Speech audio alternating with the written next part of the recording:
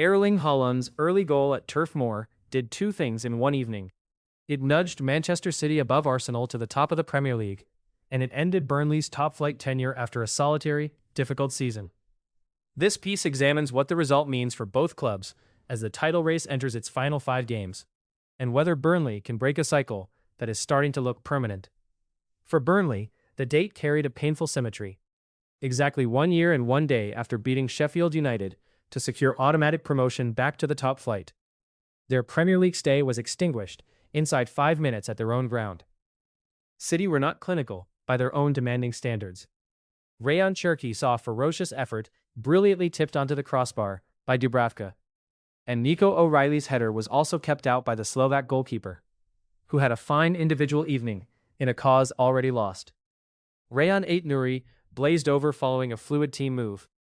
Pep Guardiola will be aware that goal difference could yet separate the top two when May arrives, making those missed chances a minor footnote worth revisiting. City now lead the Premier League table, though the margin of their advantage is so fine it borders on theoretical. They sit above Arsenal only on goals scored, the third tie-breaking metric, after points and goal difference have been exhausted. Guardiola's side had not held first place since the opening week of the campaign, and it has taken an 11-game unbeaten run to claw back 9 points on the Gunners in under a fortnight.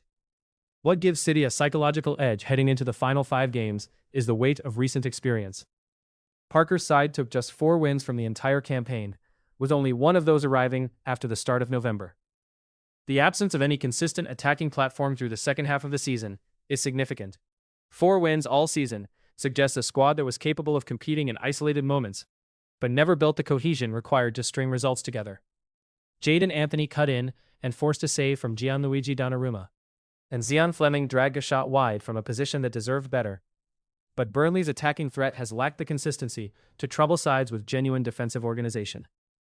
Whether the Clarets invest differently this summer, whether they target greater Premier League experience in the squad, and whether Parker remains the man to oversee another rebuild, will shape whether this cycle eventually breaks.